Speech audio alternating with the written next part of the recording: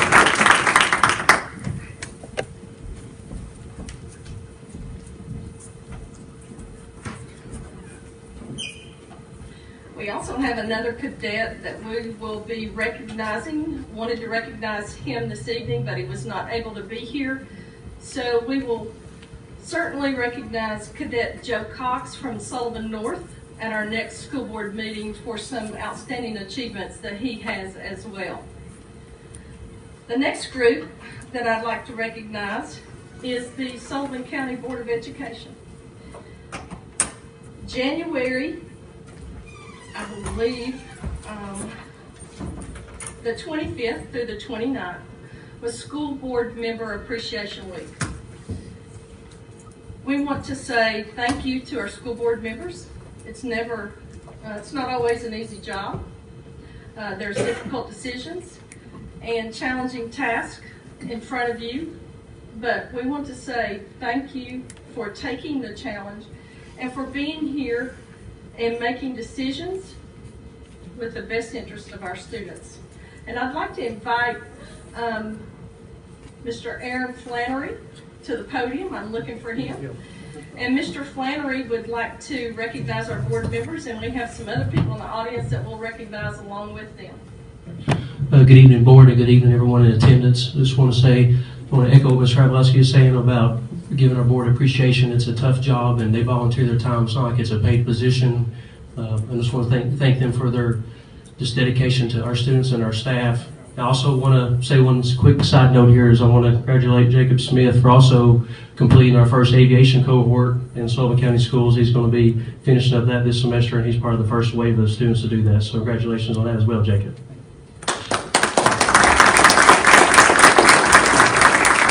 All right, if you're affiliated with the CT program, teachers, students, please come on up with your gift and stand next to me, please.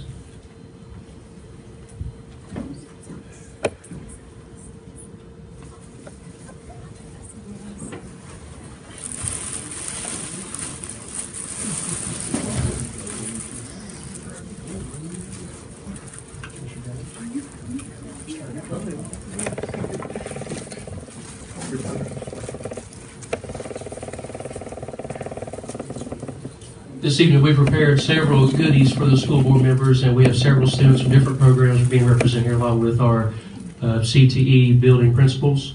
We have Mr. Bailey from Sullivan North, Mr. Drake James from Sullivan East, Mr. Jack Jenkins from Sullivan South, Dr. Adam Hughes from Sullivan South, Mr. Justin Calhoun from Sullivan Central.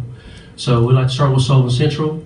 So Sullivan Central, if you don't care, we'll give it to Mr. Jones here, who's right behind you right here. Thank you, Mr. Jones, for your service to the board. And Mr. Gilmore is our other one who is not in attendance tonight, so we're going to hand his gift to Mr. Hughes, if you don't mind, to take that for Mr. Gilmore. Thank you. Plus, those are fat-free goodies, just making a side note there. All right, for Sullivan East, all right. So Miss Jane Thomas.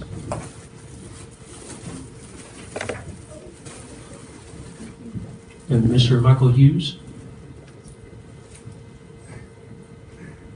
Thank you. All right, Sullivan North, Mr. Bailey, Mr. Robinson, here's your gift, and I believe they brought you some Raider attire.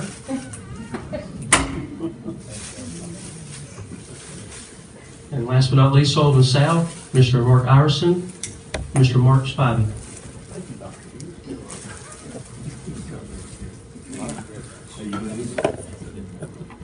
And once again, thank you, students. Thank you, representatives of the school. And once again, school board members, thank you for everything that you do for our school system and our students. Thank you.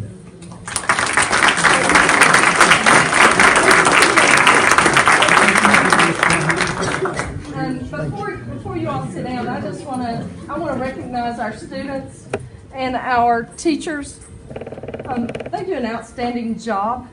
They were out of school yesterday for Parent-Teacher Conference Day, so came back today. And they've been busy preparing these goodies for our board. Thank you all. Thank you for what you do. Good luck in our upcoming CTE competitions. You all work hard, and I know you enjoy your programs. And many thanks to our teachers and our principals for being here tonight to show support of our programs. We're very proud of our CTE programs. We've got a new initiative coming from the governor, the GIVE Act. We'll be talking about that shortly. But we have lots of our students participating in dual enrollment and dual credit courses in our high schools. We have some of our students earning as many as 27 college credits before they leave high school. We're extremely proud of them and very, very proud of their instructors. So thank you all very much for being here this evening.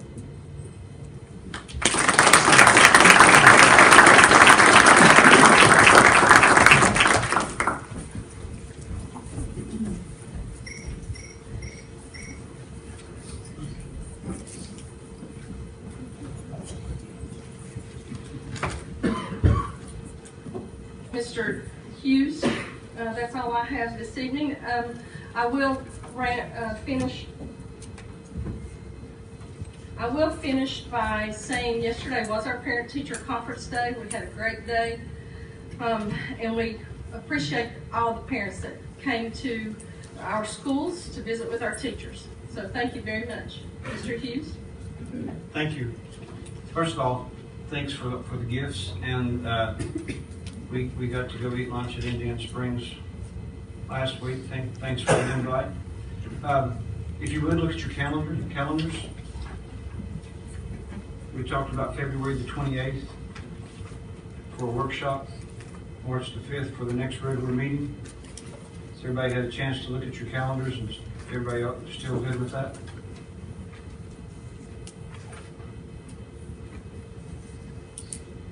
Listen. And those are the dates that we will go by. That's all I have. All right, the next item on the agenda is item 6A, videoing for board meetings. I have a few questions, which we did discuss at the board work session, that I needed to clear up before we did put out a request for purchase. And just to review those would be, number one, that the video would be hosted live on our Sullivan K12 website during the broadcast. The second would be that it would, only reside on our Sullivan K12 website. That we would eliminate any possibility of advertising during that video, and that we would only be putting out an RFP for video of board meetings. I just wanted to provide that clarity. That's your recommendation, that we put it out that way? It is. We have a recommendation. If we don't get the right kind of responses, we can come back and adjust. But that's the recommendation the director's made. Do I hear a motion? So moved. I'll make a motion. Mr. Gilmore made the motion. Second. Mr. Jones second. Questions or comment, discussion? Hearing none? Mr. Gilmore? Yes. Mr. Hughes? Yes. Mr. Iverson? Yes. Mr. Jones? Yes. Mr. Robinson? Yes. Mr. Spivey? Yes. Ms. Thomas? Yes. Item 7A under new business is policy 4.205, which is enrollment in college level courses. Our current policy has a limitation stated within the policy limiting our high school credits. And as I said earlier, we do have students who are graduating with as many as 27 at this time. We don't want to have any limitations. We want to remove those limitations, and we want to make sure that our 11th and 12th graders are having the opportunity to earn college credit in the courses where they're in dual credit and dual enrollment classes. And additionally, the governor has come out just in the past week with his first initiative, which is the GIVE Act. That is the governor's initiative for vocational education. Over the years, vocational education has progressed into career and technical education, and I think we're getting a little bit of a different mix now. But this initiative will actually pay for 4 college credits for our students versus the 2 that the we currently have. So this is a great initiative, especially here in our school district where we do have so many students earning college credit. And Mr. Flannery, I think I know the number, but I don't want to misquote that. What is the number of college credits we have right now? Just in the school year alone, we're earning 3,500 college credit hours. This school year alone, 3,500. That is amazing. So I recommend adoption and approval of this change in our policy on first reading. Do you have a recommendation? Mr. Iverson makes a motion. Do I hear a second? Second. Mr. Thomas seconds. Discussion. Do we need to say anything different to the waiver of rules? We can just request a waiver of rules. I mean, she can recommend it, but I need to request a waiver of rules, and that's what I'm requesting. She requested on first reading. She can do that. Is that correct, Pat? That's fine. And are these virtual courses as well? Does that include the virtual? It would include any course that is for college credit. And some of those are virtual/electronic. Have a motion and a second. Then no more discussion. Hearing none. Mr. Heath, Yes. Mr. Iverson, Yes. Mr. Jones, Yes. Mr. Robinson, Yes. Mr. Spivey, Yes. Ms. Thomas, Yes. Mr. Gilmore. Yes. Next item on the agenda is item 7B, which is policy 6.409, child abuse and neglect. This strikes out the words "the county office of the Department of Children's Services" to just the Department of Children's Services. I recommend, this is a new policy, and I will be recommending this for review this evening, so there is no action to be taken. The next item on the agenda is item 7C, the Holston Warehouse property.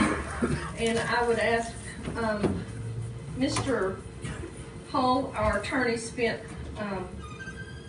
some time with our board during the work session discussing the warehouse, the old Holston warehouse property. We've had some interest expressed in that property from someone interested in the purchase. Not that we were moving in that direction, but I felt it was important for the board to have some clarity about that property and the deed that is linked to that property. So as a result of that, I believe, Mr. Hull, correct me if I'm wrong, the recommendation is that we go further with the search on those deeds. And I'll turn it over to you, Mr. Hull.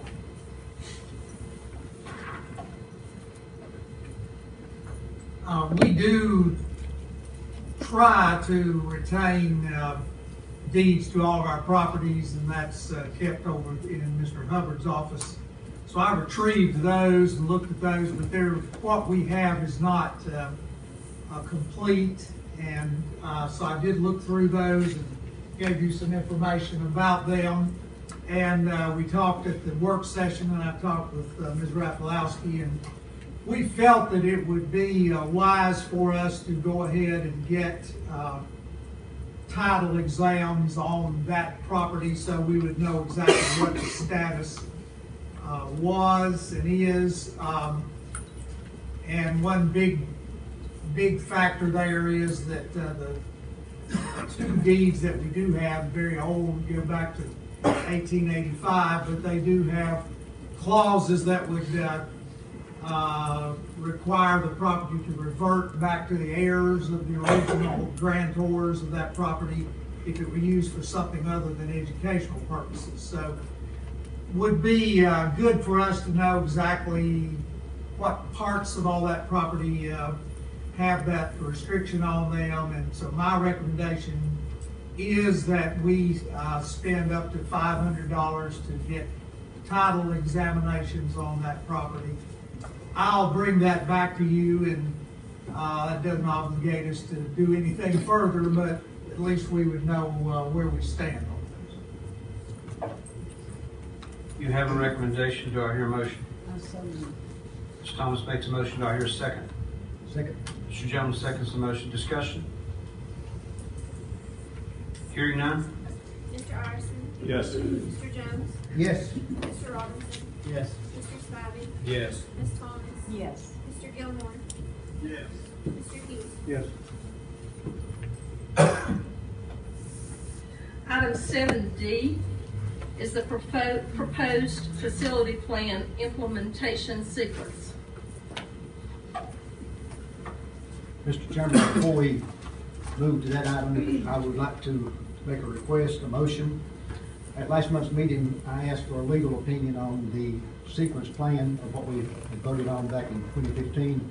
Mr. Hull provided that information to us at the work session, and it was classified as confidential attorney-client privilege information. I would like to make the motion that we remove that confidentiality from this clause and make it a public document. I have a motion. Do I hear a second? I'll second the motion. Discussion? Hearing none? Mr. Jones? Yes. Mr. Robinson? Yes. Mr. Spivey? Yes. Ms. Thomas? Yes. Mr. Gilmore? Yes. Mr. Hughes? Yes. Mr. Iverson? Yes.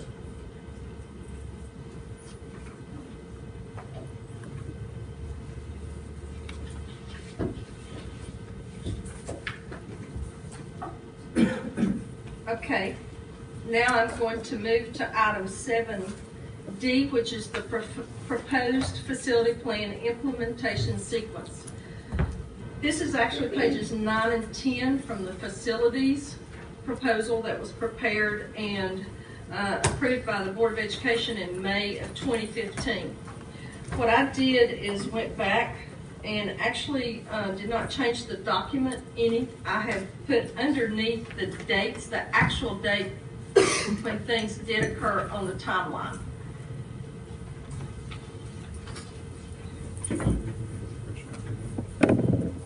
I do believe everyone has a copy of this. At this time, what I would ask or what I would recommend is if the board so desires, that this be approved as an update to that facility plan.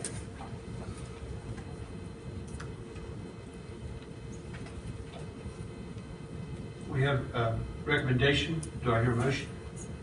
So moved. Mr. Jones makes a motion. Do I hear a second? Second. Mr. Gilmore seconds the motion. Discussion? Yeah, definitely.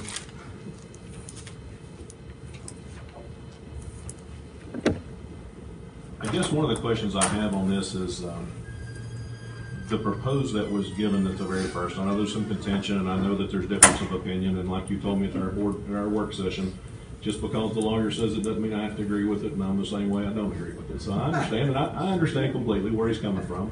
I kind of think that he made his determination before I actually got my email to him, but that's okay because I was kind of slow in getting it to him. But that's okay. Nothing he did wrong. It was me. No, I took your email into consideration. Okay. Well, fantastic. I'm glad to hear that. Thank you. I don't want any of our schools to close. Let me start with that. That's not what this is about. I'm not trying to say we need to close a certain school. That is definitely not. I'll say that from the beginning. I've never been a proponent of closing any of our schools. I think we should keep them all open. The problem that I have with what we're doing and the way that it's turning around is we took our plan to the county commission. We presented our plan to the county commission. Part of our plan we presented to the county commission on those screens that we had was we're closing our older facilities. I mean, I don't want Indian Springs to close. My wife went to Indian Springs. She'll kill me if it closes. But the problem that I have with it is that we've told them what we're doing. We presented them a program. We said, Indian Springs, we're closing our oldest schools as we consider a responsible path forward. It's important to recognize that all of our school buildings are dated and deteriorating. Here we see all Sullivan County schools listed, starting with the oldest built in 1921 through the youngest, Sullivan North and Sullivan South, both built in 1980. Indian Springs Elementary is listed as the fifth one on there. We've already closed Weaver. So we told them we're doing this to close our older facilities. Again, I'm not a proponent of doing it. But the problem that I have with this is we made a plan, regardless of how anybody feels about it, it was a plan. We presented a plan told them why we're doing it, how we're doing it, why we needed $140 million. We never mentioned that money, but that's what money came out. And we need that because we're getting newer schools. I guess, I mean, the problem when I come in, and I don't want to make it personal because it's not personal, but at the same time, I mean, it's like the only school removed from there was Indian Springs. And it just makes me wonder why we removed a 1935 school off of the plan that we told the county commission we're going to go forward with. And the reason we're closing is to save money. Older schools cost more money. I mean, I understand the whole thing about the area, but the Central Middle School is going to be 1.5 miles from that property. The new Central or High School, or the new West Ridge High School, is 1 mile from the property. So it's not like you're losing a lot from that area. But I have a problem with us saying, this is what we're going to do, telling someone this is our plan, and then coming back and making a change to that plan, especially when we told 3 schools last month, we're looking at closing you because we don't have money. So now we come along and we say we're going to take the 3 schools we're going to close off the board because we found enough money to keep you open, which is another argument we had it the whole time. And now we come up with another that we're going to keep another school open that was on the list of ones to close. At what cost? We still don't know at what cost that's going to be. ADA compliance alone was several $100,000. So my problem is that we gave a plan. We're changing the plan, but only for 1 school. All of our communities want to keep their schools. I mean, I'm in the South Zone. We're losing all kinds of schools in the South Zone. The East Zone is losing schools. The North Zone is losing schools. So the only buildings, or the only place that's not losing schools, is the Central Zone.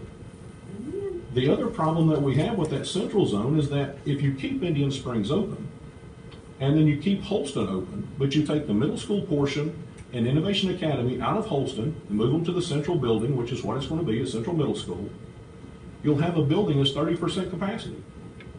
And then we're going to have another problem. The whole reason we started down this process is we have way too many buildings, not enough kids. That was our problem. So now we're going to have way too many kids still, and we'll have buildings open that's not going to be used at capacity. 1980 was when, 1979 or 1980 was when Holston was opened. It's our newest, one of our newest schools.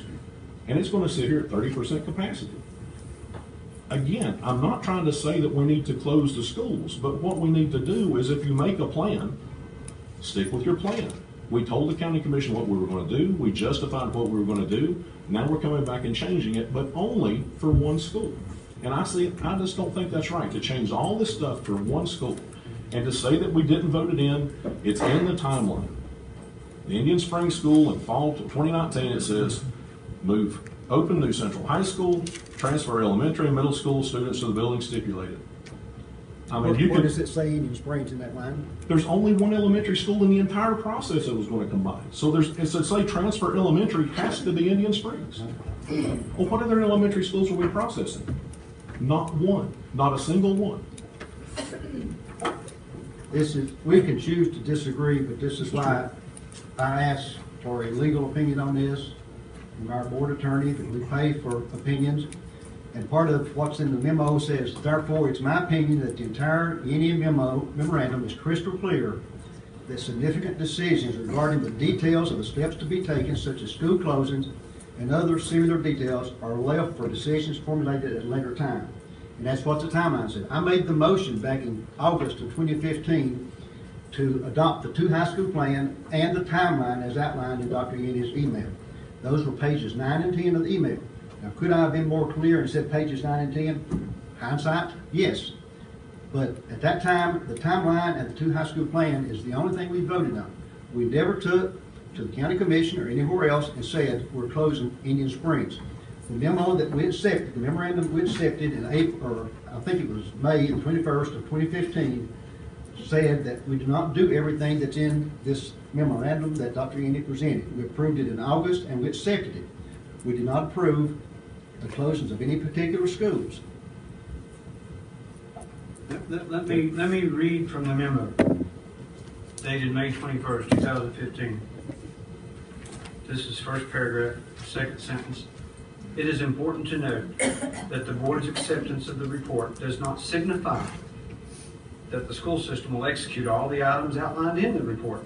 Instead, it demonstrates that the board acknowledges the completion of the report, which can be used to help guide the county school system's process for the next 10 to 15 years. Then if you go to the proposed facility plan implementation sequence, the first block, it says in the proposed timeline, acceptance of the master facility planning report does not indicate approval of the concepts in the report. However, plans for the system to transition to operating 2 high schools in the near future. So it mentions it in the memo. It mentions it in the proposed timeline. You have a legal opinion that says that's what it means. And Can I answer your question? absolutely. I agree with what you're saying on that, but you have to, in my mind, you have to look at the way it fell out. In May, Dr. Yenny presented this report. In May, the board voted to accept the report. So that's different than what it's saying here, because it's important to note that the board's acceptance of this report does not. And that's what happened in May. You voted to accept the report. In August, you voted to accept the plan. You're putting 2 things together that aren't together. Now, go back and read the minutes, though. I did. August. I've got it. What does it say? It said you voted to Accept the two high school plan. I agree. Plus the timeline, Well- as outlined in Dr. Yenny's memo that was Right. dated May the 21st. Right. I mean, how much more clear could you be than to say as the outline? And that's the time sequence that Ms. Ralphowski has put for us tonight. And if you look at the time sequence that she gave us, People can hear you. if you look at the time sequence that she gave us, I think you'll find on the fall of 2016, it was supposed to have recommendations developed for elementary or middle school renovations in the north, the south, and the central zones. Then approved, it says, for elementary or middle school renovations in north, south, and central zones. And then you go down later, it says to approve the intent to fund resolutions for those decisions. No schools, no individual elementary schools are mentioned anywhere in Dr. Yenny's memo. Now, you'll find one place where he says you can combine all the elementary schools in the central zone into central high school if you want to do that, and have Holston as a middle school. You'll find another place where it says you can close some schools. But that was not the part that was approved. The only part that I recommended, I made the motion, Mr. Green seconded the motion, was that we adopt the 2 high school plan, which is a high school in the east zone and a high school in the west zone, which happens to be West Ridge High School, and the timeline is outlined. This had to be a fluid timeline when you put it together, because otherwise you were off from the very beginning.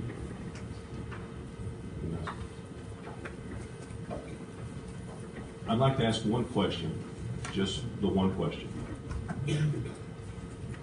Is there anything other that changed from Dr. Yenny's proposal to your proposal other than Indian Springs staying open? Yes. Really? Facility? Managed choice, for one thing. If you read Dr. Yenny's email, part of that, or memo, part of it deals with managed choice. And this, About facilities plan. but managed choice deals with facilities plan. And the $8 million that was in that document? That was part of it. It said, and some things with the North Zone. That was part of the original. You already know that. That was part of the original document, the original debate. So my question again is there any facility besides Indian Springs Elementary that Dr. Yenny proposed to change and close and consolidate that's different on what your proposal is today? Is Indian Springs the only building, the only school that has any different impact? And the answer to that is yes. There's no other schools that's scheduled to close. We already closed Weaver due to the condition of this building. Okay, then my other question is this. How is it legal, legit, or okay for you to make that recommendation with your daughter working there? My daughter working there has no more of a decision in this than your wife working at Rock Springs. If you want to get personal on that, she does a good job at Indian Springs. She could work somewhere else if she wanted to. But this has no impact at all in my recommendation. What I am recommending here tonight, when you get down to the resolution that I'll give you a copy of, is very clear. So it will give clarity. I'm talking about the public. It will give clarity to where we're going to be in the future. We need to know, the public deserves to know where we stand. I agree. The kindergarten students who are getting ready to register, I they agree. need to know, is Indian Springs gonna be open? If you recall, a year ago, we had someone come here and say, is Indian Springs closing? At that time, his Ralph Gossett director said, I have no intention Right. of closing Indian Springs Elementary School. I agree. But We've been you arguing since a year. can't vote not to close something, so what do? You need to put a map out there of where you're gonna go in the future. What does the future hold for Sullivan County? Now, the bickering back and forth between the board, that does nothing to improve the I agree. public image of Sullivan County schools, whether it be Indian Springs or whatever. And whether my daughter works there or somewhere else, if you want me to have her ask for a transfer somewhere else, she can. Why would I want to do that? Well, you brought it up. Okay. Well, She happens to have a master's degree in education. She happens to have about 10 years of teaching experience. she's a wonderful teacher. I know she is. But then why bring up what's here? Because you have a personal interest in this. I have no personal interest in it. My granddaughter will be leaving Indian Springs this year and goes on to middle school. If we close Indian Springs, my daughter could apply somewhere else in the system and maybe be even closer to where she is. So I have no personal interest in it. Mr. Hull, could we get your opinion on that?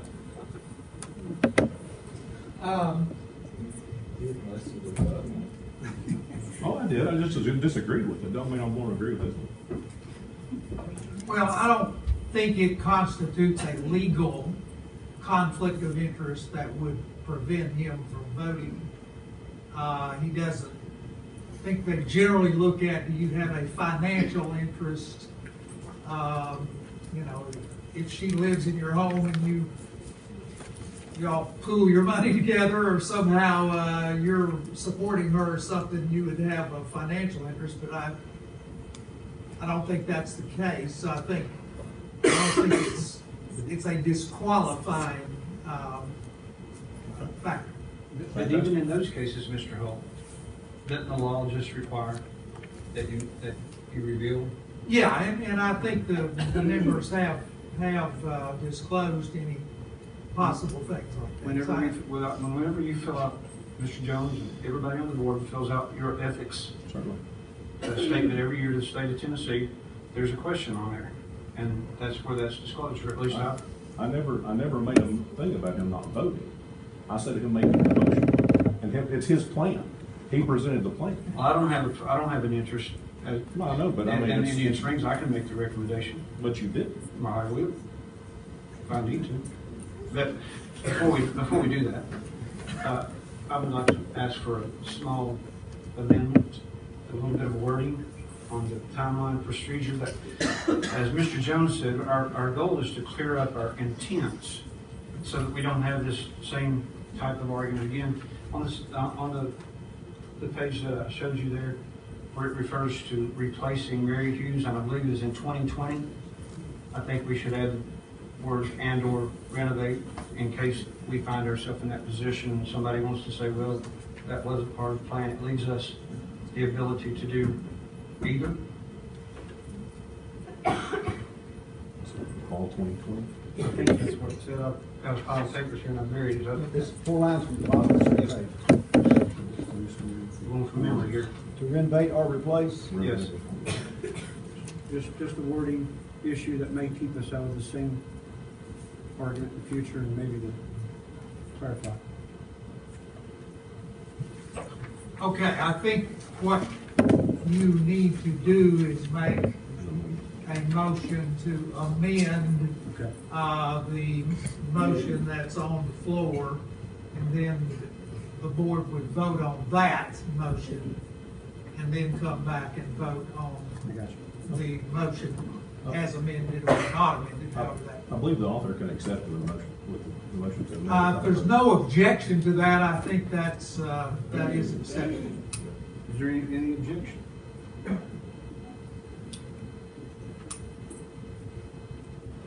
So hearing none, I guess you can Move on to the consider that amendment made to that particular line on page, what is noted as page 10.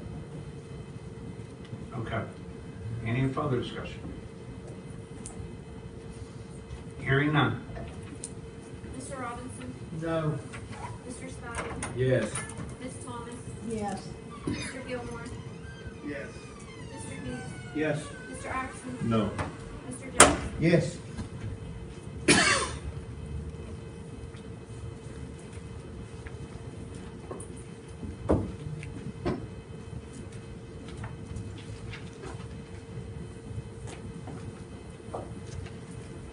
The next item is item 7E, the facilities resolution, and I'll yield to Mr. Jones.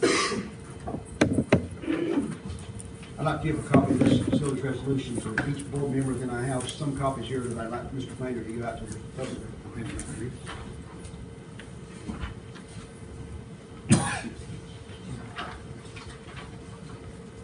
He's got it.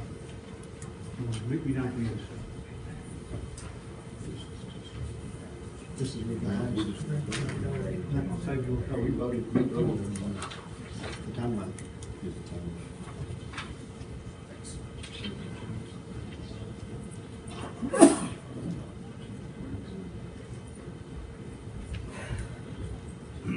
Again, I think it is important for clarity and for the community to know where we stand in the future with the two high school plan. I think it's important to know what the feeder schools are. I think it's important to know where the middle schools are, and also some important dates. This resolution, I hate to read it, but I will read most of it. Whereas Tennessee Code 49-2-203 gives the local Board of Education the power to consolidate two or more schools whenever in its judgment the efficiency of the schools would be improved by the consolidation. This resolution is to clarify the timeline and remaining steps in the Master Facilities Plan after the completion of Phase 1, which consists of constructing Sullivan East Middle School and West Ridge High School. By December the 31st, 2019, or as soon as possible after a certificate of occupancy is received, Holston Valley Middle School, Bluff City Middle School, and grades 6 through 8 from Mary Hughes School will be consolidated into Sullivan East Middle School. By July the 31st, 2021, or as soon as possible after a certificate of occupancy is received, North High School, South High School, and Central High School will be consolidated into West Ridge High School. North High School has been sold to Kingsport. South and Central will be converted to middle schools. By July the 31st, 2021, or as soon as possible after a certificate of occupancy is received for West Ridge High School, a date will be established for the consolidation of Sullivan Middle, North Middle, and Antonio Heights Middle School into South Middle School. By July the 31st, 2021, or as soon as possible after a certificate of occupancy is received for West Ridge High School, a date will be established for the consolidation of Holston Middle, Innovation Academy, and Bluntville Middle School into Central Middle School. In the East High School area, the following elementary schools will serve as feeder schools: East Middle, Bluff City Elementary, Emmett Elementary, Mary Hughes Elementary. In the West Ridge High School area, the following schools will serve as feeder schools: Central Middle with Bluntville Elementary, Central Heights Elementary, Holston Elementary, Indian Springs Elementary, serving as feeders for Central. Then South Middle, Kedron Elementary, Middle Perry Elementary, Rock Springs Elementary, and Sullivan Elementary. If this resolution is passed, then it will clarify what the future will look like as far as the individual schools. And I think that takes us from 31 schools just a few years ago down to, I believe it's 17 buildings, or maybe 16 by the time we get through this. I think 17. 16 campuses, 17 schools. 16 campuses and 17 schools. And this has nothing to do with the actual buildings, because there was a question asked about retirement of the buildings. These are consolidations of schools. We realize that there will be buildings that will be empty after these moves are made. Then there would have to be a later motion coming up to actually close the buildings and dispose of them if no other use is provided for them. But it's my recommendation that we pass this resolution tonight and it be entered into the minutes. You have a recommendation, I'll make the motion. Do I hear a second? Mr. Spivey seconds the motion. Now we'll entertain discussion on the motion. Actually, a motion to amend. I'd like to amend the by December 31st, 2019 to be July 31st of 2020, so that we don't have to worry about a middle school opening mid-year.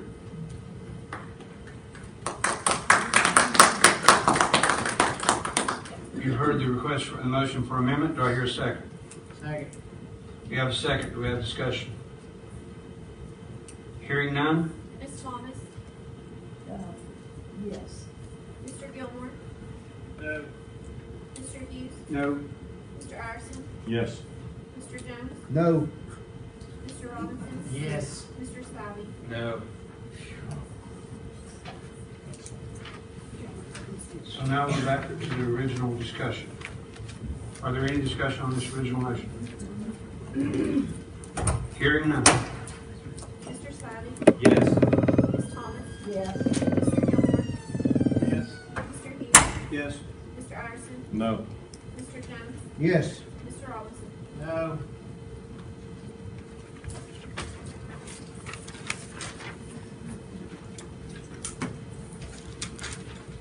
Next item on the agenda is item 7F, Director of Schools Search. And I'll yield to Mr. Hughes on that one. Okay. What we talked about is what options we wanted to look at. We have two options as far as search committees. We have the TSPA and another individual, Wayne Qualls. So this is a board question, open to input and ideas. The only, I think the first thing we need to consider is who we go with, and then after we consider that, we can talk about how. I would recommend that whoever we choose, that we have that person identify the candidates, and then we take the process from there. That this is a board decision, and now's the time. I'm not making a formal recommendation right now. I'm looking for input, or we could have a board vote between the two choices. So let's entertain a little discussion before we go any further. At our work session, Mr. Hull, we asked if you had a chance to talk. Have you gotten any more information since then? I did. I guess one of the specific questions that you asked me was, when did applications or resumes become public? And the answer is, when we get our hands on them, they're public.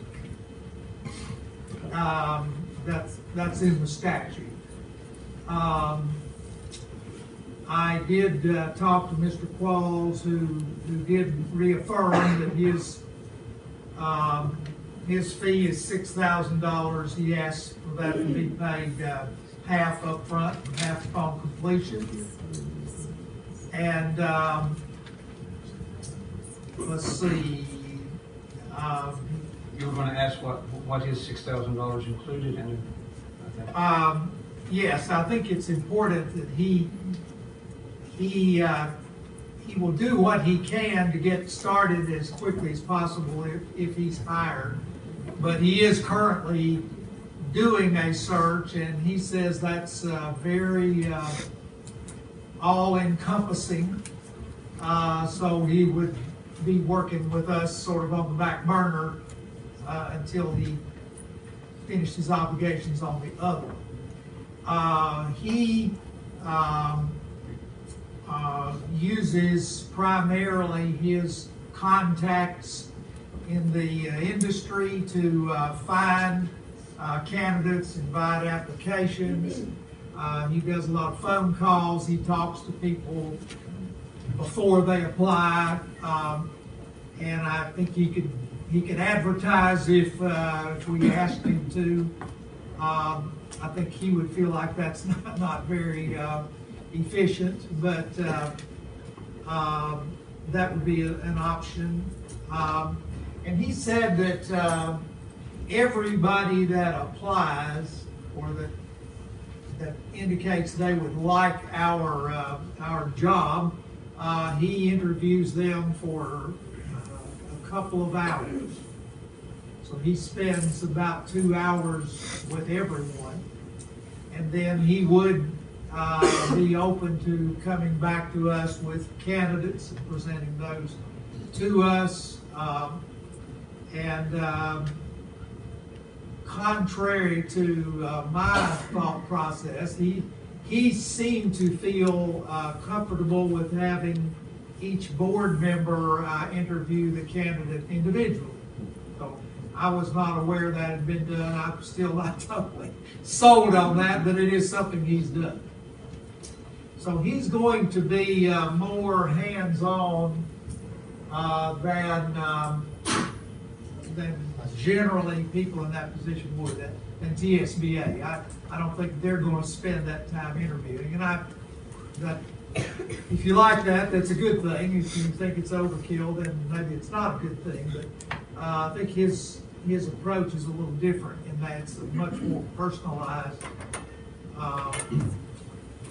thing. And I think he and I believe I mentioned this to you previously, and maybe in an email I sent you.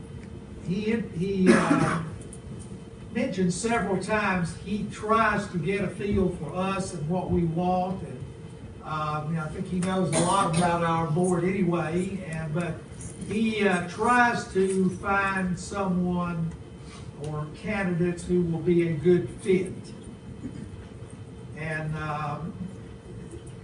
I think that's almost an art rather than a science, and so he's going to be striving to find someone who, given the challenges of Sullivan County and given where we are, would be a good fit for us. So that's important to him. Pat? Yes, ma'am. Does he look outside the area? Yes. Yeah. He did one in this area and came up with somebody just about as far away as they could be. So, yes, I would say it's a very widespread search. I've got a couple questions for Pat and the board. Would it be possible, before we send him out, you said he had a good feel for this board, would it be possible or advisable for each board member to sit down with him before he went to look for candidates so that he'd have a better idea of what we were looking for? Well, yeah, I was going to suggest even that you allow some flexibility there in sort of formulating what you want to ask him to do, that you have a discussion with him about that. I've told you what I understood from my conversations with him, but he could do a much better job, obviously, than I can, and he might enlighten us on some things that would give us a better idea of the direction in which to go. So yes, I would certainly encourage that type of meeting. I don't know if he can come up here or if we could do it electronically or whatever, but I think that'd be a great thing as soon as possible. And one-on-one would be okay too. I think so. With the board, is that something the board would be interested in, an individual discussion or not?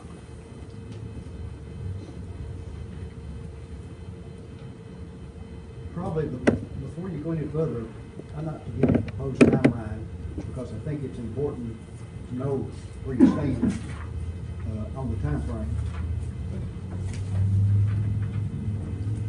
That's something we need to consider before we make the decision on who we go for. I think it is.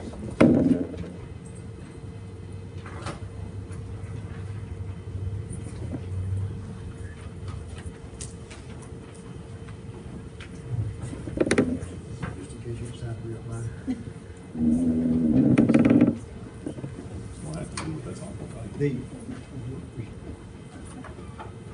I think the first reaction, like from Mr. Iverson here, is that's an awful tight timeline. Here, we look at this, and it is, if our goal is to get somebody on board or hired just by May 1st, if you start with May 1st, as when you're going to hire someone, they probably won't make it here until at least June the 1st, because they'd have to give a 30-day notice if they're employed somewhere else, at least a 30-day notice. So if we hire them on May the 1st and back up to tonight, and on here I have naming a consultant tonight, and then move forward with your community input and your criteria and stuff, it's crucial that it's a fast-paced, almost probably a meeting of this board every 2 weeks to get where we need to be. And if we had Mr. Qualls or whoever else we hired to come in on this, this would give us the week of February 25th through March the 1st, that we could have him come in, because at that point, we'd be adopting the criteria, what we're looking for. It does not give you a lot of time to have a lot of individual meetings with him and get moving. And this timeline might be too fast, but you gotta start with today's date and decide when you want somebody on board and push everything in between. So is this a recommendation? Well, I put it up for discussion. It's just a proposed timeline for you to look at and see if you can, come up with it. And just for the audience that's choosing a consultant, approving a timeline, community input on the criteria, and our board policy calls for community input on criteria, not on who we hire, but on the criteria of what we're looking for. Then March the 5th, adopt the criteria, and then start receiving applications on March the 11th through April the 9th. That's just a 1 month period of when Mr. Qualls or whomever would have to be really involved, and then do interviews with the finalists the week of April 22nd through the 26th. That pushes lots of activities for us into about a 3 month period, and name somebody by May 1st. And again, if you wanted them on board by May 1st, you'd have to name them before that, because most contracts call for a 30-day buyout or a 30-day notice. Can I buzz in? From talking to him,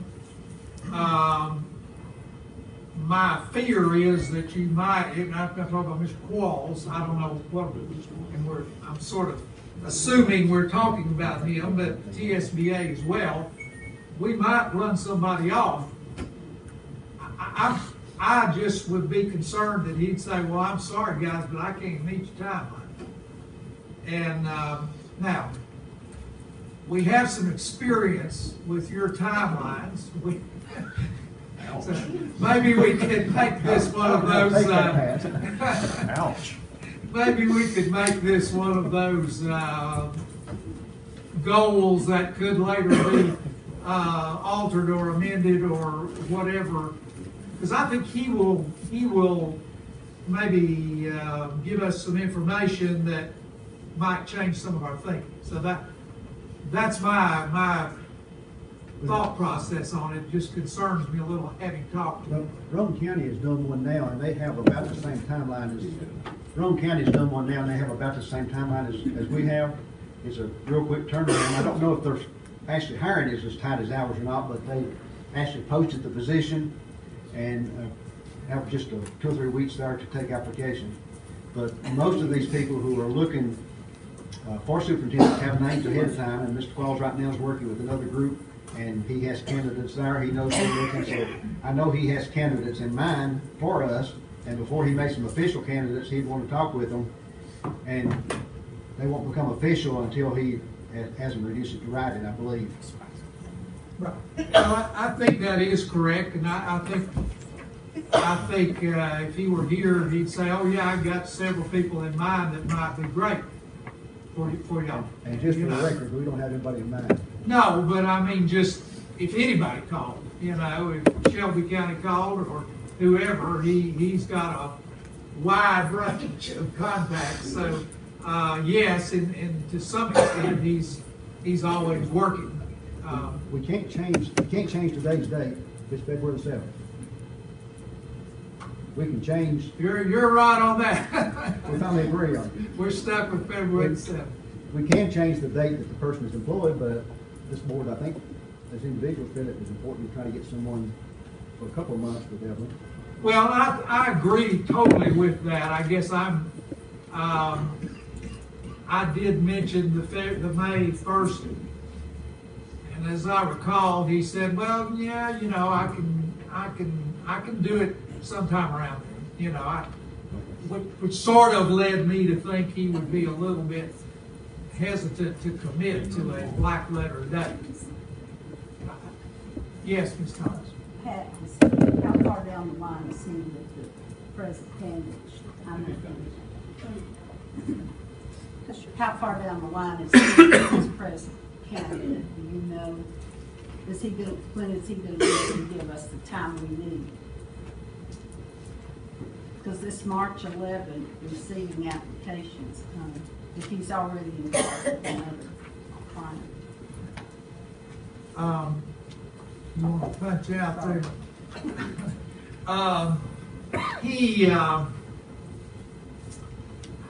I can't really answer that, and he probably can't answer that, because he might say, I don't exactly know when I'm gonna finish up with them. But, he's well into that process, and, I don't actually know who it is. Maybe Rowan County, I don't know, but, He's not done that. okay, but he's well into it. He can begin to give us some attention, but he would need to be a little further down the line, I think, from what he said, before he can just say, I'm just working for you. And I thought that was a pretty unique thing, really, that he limits the number of these he does, and when you hire him, he absolutely takes it seriously and goes to work for you. Rowan County posted on January the 18th, and the deadline for applications is tomorrow. So they had a fairly quick turnaround on that. Here's what we can do. Here's a suggestion. We can choose our consultant and approve our timeline and give it to him and give him his best effort to meet it. And if he cannot, we always have the option to hire an interim. We don't want to rush the process if he can't do it, but we can give him this timeline as target dates. And if it can't be done, then we can hire an interim and try to do this process completed. I like that. Any thoughts? I'd like to make the motion to do that. I actually like that. Okay. Using these dates. Matthew made it, Mr. Iverson made the motion, Mr. Spivey seconded the motion. Any further discussion on the motion? Give me a few minutes to think. I'd like to actually, once we do that, I'll have a motion for it. So we're good. Hearing none? Well, first, I guess we got to, Motion to. yeah, we're going to need some, does anyone have a preferred candidate? Yes. I actually make a motion, we pick Mr. Qualls and give him our proposed timeline. Okay. So as soon as he showed it to me, it's very tight, but like he made a good point. I mean, we are where we are, and we got a timeline of May 1st, so we'll do the best we can to reach it. If he says it's absolutely unattainable, then I think we need to look at that again, but if he can come somewhere close to this, I'm good with that, but I'd like to make a recommendation of Mr. Qualls and this timeline. I'll second. We have a motion and a second. You're right. Any further? Okay, so we're all on the same page, can we state that exactly, so Christie and I'll know exactly what we just voted on? I make a recommendation that we choose Mr. Qualls as our consultant, and we accept the proposed timeline that Mr. Jones came with, and give him our timeline and our request. And I guess as far as discussion, I would mention a couple things. At this point, if we do hire this consultant, at this point, we're just hiring him, and we'll give him any other responsibilities, such as the community meetings and stuff that we decide afterwards. Is that what we're saying? He may not do the community meetings. If he doesn't, then we'd have to do it as a board. Or at least one board member would have to be in charge of it. We can do that. And we can do a community meeting here and do it with parents who want to come and offer input. So it doesn't matter. Okay. We'll have to know fast. That's only 18 days away from our Well, timeline. that's not a deal breaker anyway. If you No. can't do it, we'll move forward. I'm All right, saying we it's not. have a motion fairly written. Okay, All yes. right. Hearing no further discussion. Mr. Gilmore, Yes. Mr. Hughes, Yes. Mr. Iverson, Yes. Mr. Jones, Yes. Mr. Robinson, Yes. Mr. Spivey, Yes. Ms. Collins. Yes.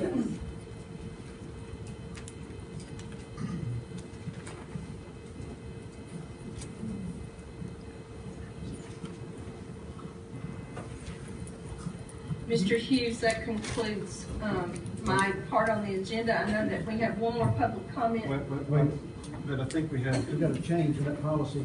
we had people who expressed an interest in the 5.801 policy, that possible changes that we might want to discuss, that's on the agenda as well. Is that right? Yes. Yes. It is, that's my fault. That's okay. We didn't have it on the workshop, but it's on today's agenda, so I apologize. that's okay. So what's up for discussion now is policy 5.801. That's our policy. There have been some mentions, some possible changes. I've got a copy lined up there. Do we have copies, or does anybody need to see the policy?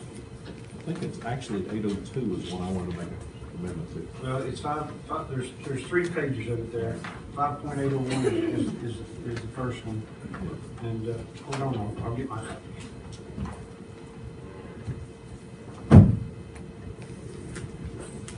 Five point 801 is in your board docs. 802 is the qualifications. Yeah, 802. And I think that's the one that, Yes. Okay, Randall, this was where you had mentioned that you might want to consider a change. And we're talking, I think 3 years for minimum is too, I just think that's too little experience, so I'd like for us to.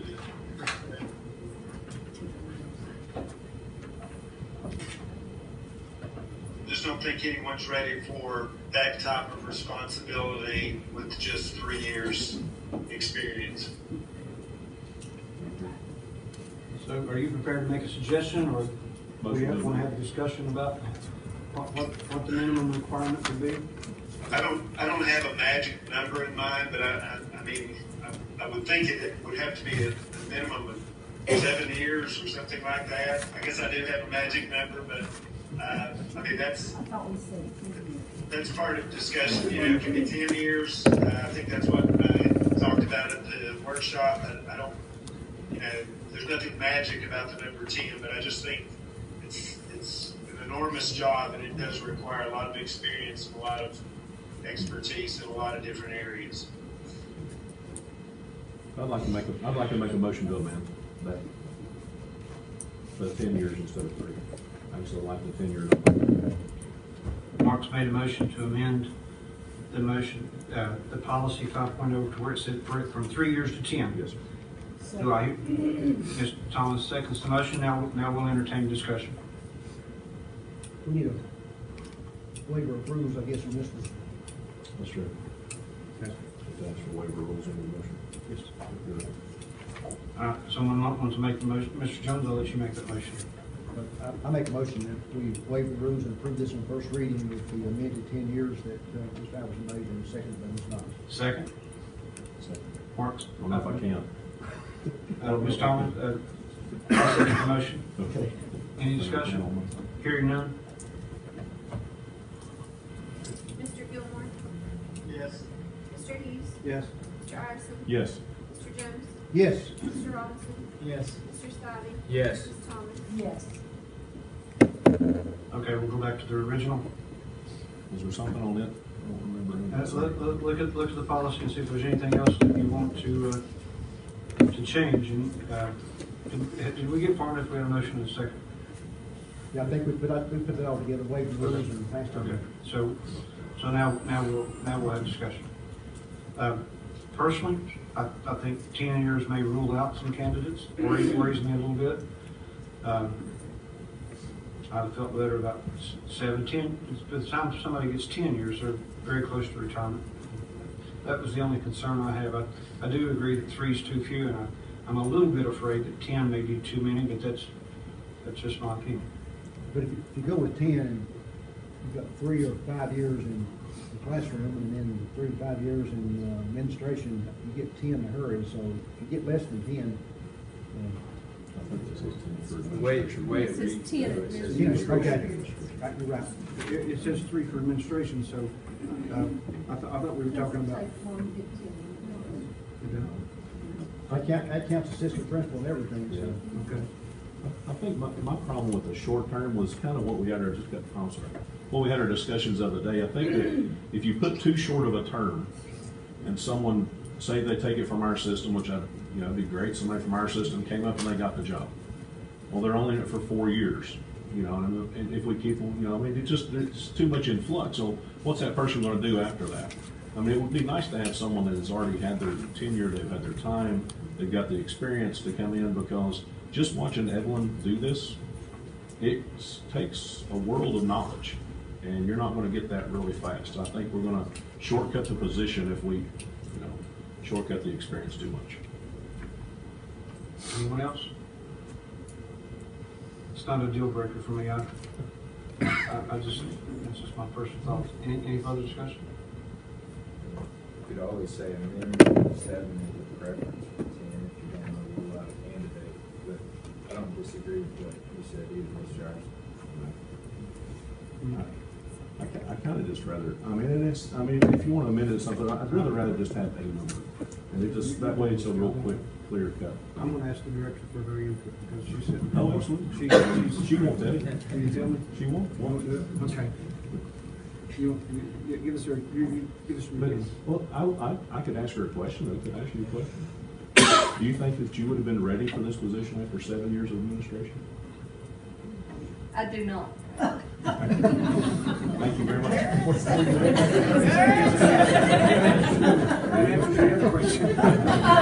I don't know if I was ready for this job after 15 years experience in administration. Gosh, it's longer than that. Let's see. From 1990 till 2015. So I had 25 years experience before I went into this job in administration. Okay. And it shows. It's positive. All over. Okay, unless we have any more discussion, I guess we're ready for a vote. Mr. Hughes. Yes. Mr. Iverson. Yes. Mr. Jones. Yes. Mr. Robinson. Yes. Mr. Spivey. Yes. Ms. Thomas. Yes. Mr. Gilmore. Yes.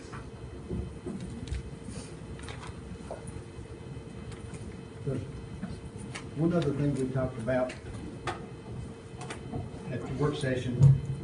Before we interview any candidate, they would have to be selected by at least 4 out of the 7 of us. Is that what we talked about?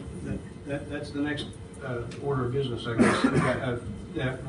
If you want to talk about now, the rules that we're going to go by after we pick a consultant, that was one, that a candidate had to receive 4 board votes to be interviewed.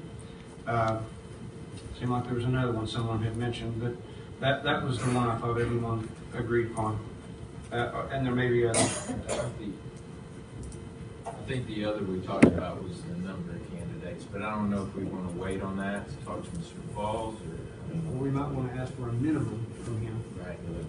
Maybe, and I would say at least 3, and maybe 4, but does anybody? 3 no more than 5. I think it, Valerie, you taking notes here? Because do your interviews, it takes a day for each one of them, and that's a long day. And I think Mr. Claus would do that screening, so we would see his selections. 3 to 5.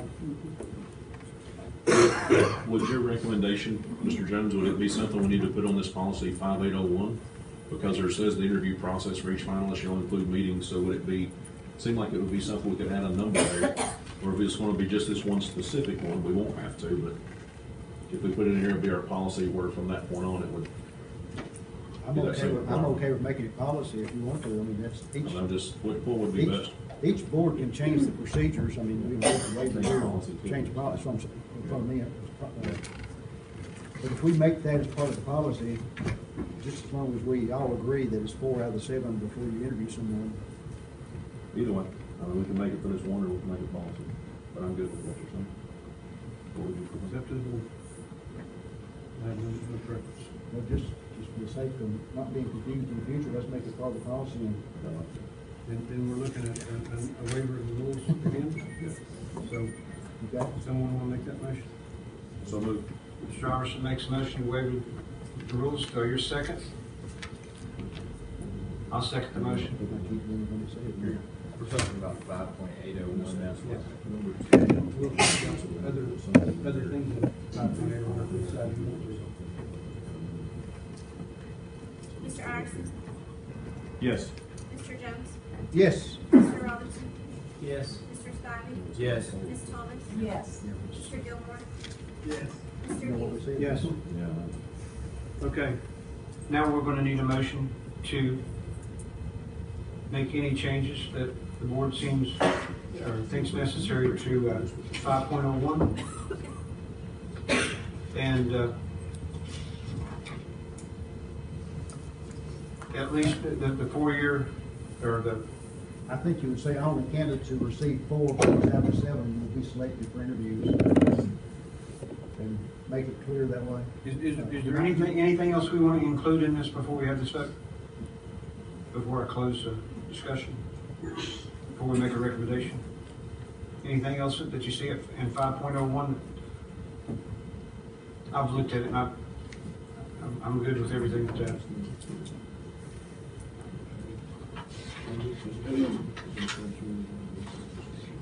Let's take a second look at it. Under item 3 there that Mark has suggested that we say only candidates who receive 4 out of 7 votes will be interviewed by the Board of Education in open session. And that was 3? That's line 3 there, you just changed that line. Okay. Only candidates who receive 4 out of 7 votes will be interviewed. That's after you do your paper screenings.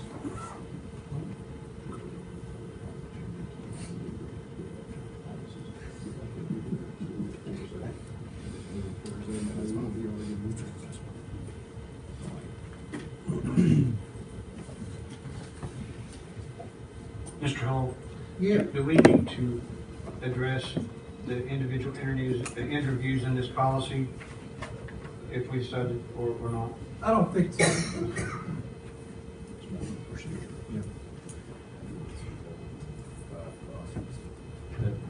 process for accepting and reviewing applications. Okay. Everybody good with that?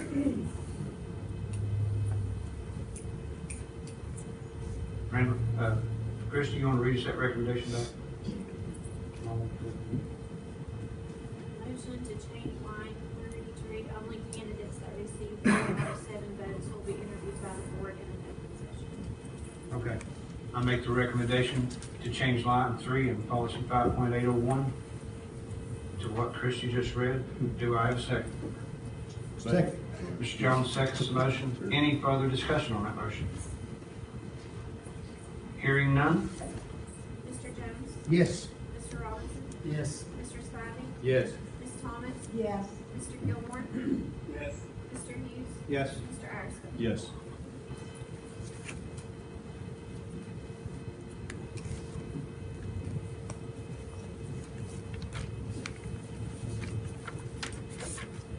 I apologize for our final public comment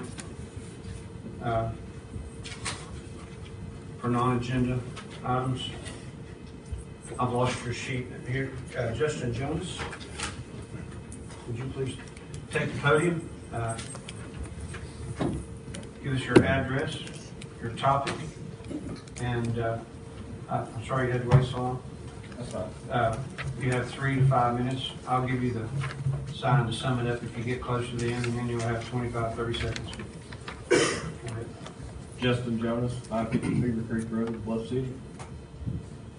My daughter goes to Bluff City Elementary. She rides a bus from Bluff City Daycare, Piney Bluff Daycare there in Bluff City. She is picked up and dropped off there. Myself and my wife has to be at work before school time. And neither one of us get off before 5. On February the 1st, we received a paper from the daycare, not from the school system, from daycare, that said Sullivan County Schools has informed us that starting next school year, buses will not be allowed to pick up or drop off at daycare, only at child's residence. This is going to affect a lot of people. There's 15 kids right now at this daycare that get picked up and dropped off there every day. 6 of those are single parents. Do they quit work so they can be home? Do they put their kid on the bus and drop them off? Next year, there'll be 12 more added to that. That's 27 kids at one daycare that get on and off a bus. And I'm told there's a policy. Nobody's been able to give that to me. I've talked to Mr. Miller. He was supposed to email it to me. It has not happened. So my question is, what do we do as working parents? We work so we can put our kid on and off the bus? At 27 kids, at $65 a week is what our daycare charges. That's $1,755 this daycare is gonna lose. In one week is what it's gonna lose. Plus 2 jobs. So I'm not sure of the reasoning of it. I haven't been informed by the school system. The school system informed our daycare evidently. But nobody can give me the policy or tell me anything about it. And I was told that y'all could change the policy. But like I said, I haven't seen the policy, can't get it. It's supposed to be an email to me today, didn't have it. So I'm here tonight just to see if y'all could look over the policy, because this affects a lot of kids, Like I said, 27 at one daycare, and that's just one daycare. I don't know what the working people are supposed to do. I don't know anybody that has a job from 9 to 2. And another problem, the bus doesn't come by my house. They say it does, but if you read on your website, a bus does not come by my house. It comes down Oakdale to Egypt Road and turns left. I live to the right. So what do? Take my kid to the intersection of Egypt Road and Beaver Creek and hope she catches the bus? So I'm here tonight just to see if y'all look at this policy and maybe see if we can get this changed, because I talked to the city of Bristol. They pick up and drop off the daycares. Johnson City picks up and drops off the daycare. And 23 years ago, y'all was doing the same thing. My son's 23 years old. He got picked up and dropped off at daycares. Why all of a sudden now do we need a policy change? Thank you. Thank you very much. We will take a look at it. Before you go, let me hold you just a second. Help me with my memory here. One of the issues we had with this was when we let people off. And, could you explain that issue that we talked about this a while back, and someone else had brought it up. And one of the issues I remembered I want her to talk about. Good evening, Mr. Jones, and I just got your phone number off your concern, and I'll give you a call tomorrow. Regarding when we take students from the school district to a daycare, we must have the daycare sign every student off that bus and be accountable for those children, instead of the school district being accountable for them. That is one piece of the taking students to daycares.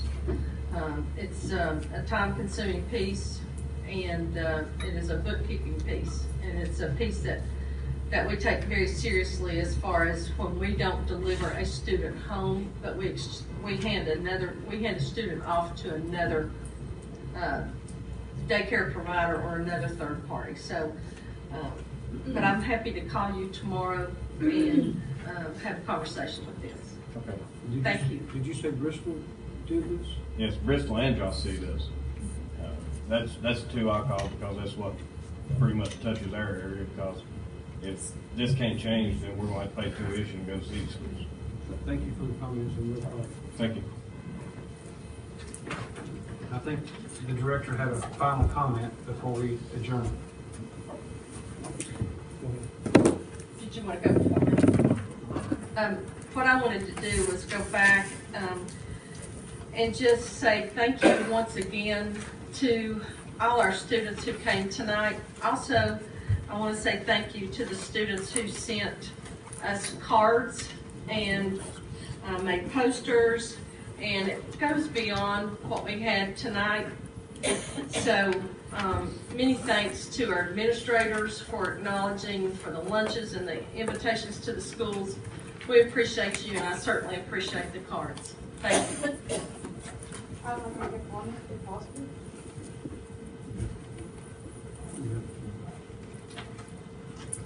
I think we need to schedule a called work session, because if you look at our timeline for choosing a director, we start with community input on February 25th, which is about the time we have our next school board meeting. So we really need to have a meeting to plan how we're going to do community input.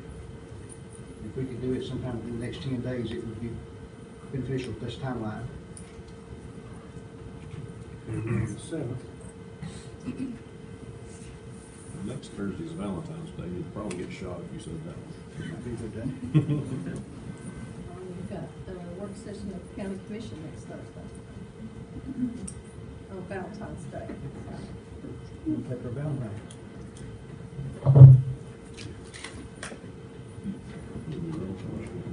About Monday the 18th, would that be too far out? Mr. Jones, would Monday the 18th be too far out? That gives us a week before we start the process. I think that would be a great work. What time were you thinking about, 4:30? That's fine with me. I think we need to really get on it and have our plans for community input.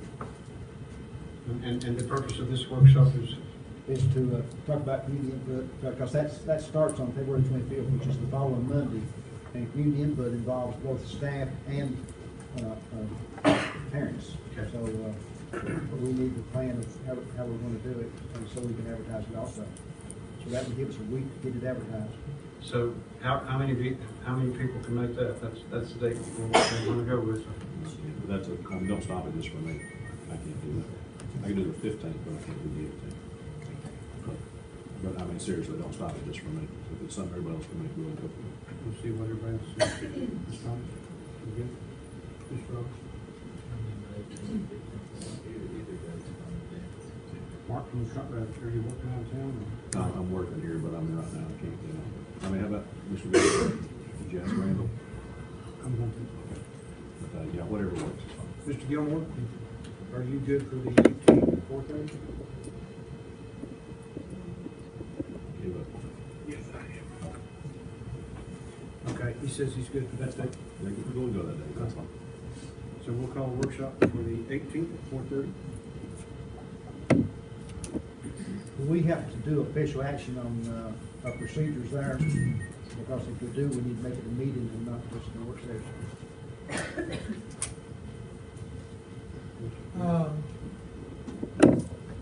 Yeah, I guess so. Now, Okay. I think probably would be some things that will be, need board action. So we can have a call meeting at 5:30? 6? Okay. You say 6, give us time. Randall, we're going to have a call meeting at 6 after the workshop. We're going to have a call meeting at 6 after the workshop. All right, that works. Okay.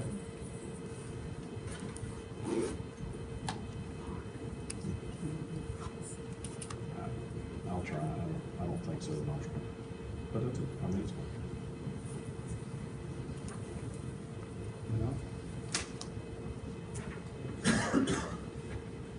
We stand adjourned. I would like to make a comment on the air quality test you all did at Indian Springs. Ma'am, did you sign a sheet at the beginning of the meeting? Since this pertains to the safety and health of children, I think that y'all Ma'am? can take a minute to do Ma'am? it. If that's, Ma'am, it's a did you safety. sign a sheet to speak? I wasn't aware I needed to because I had not been to one of these meetings, but this does pertain to the safety and health of children. Anyone else interested in some truth on that, follow me. I've got a whole You're welcome packet to come of next it meeting to outside. speak. Meeting adjourned. Straight up evidence. It's all covered. Follow me. Anybody. Hardy's is where we'll be. And it's a shame that you all can't take 5 minutes to listen to something that concerns the health and safety of the children in the community.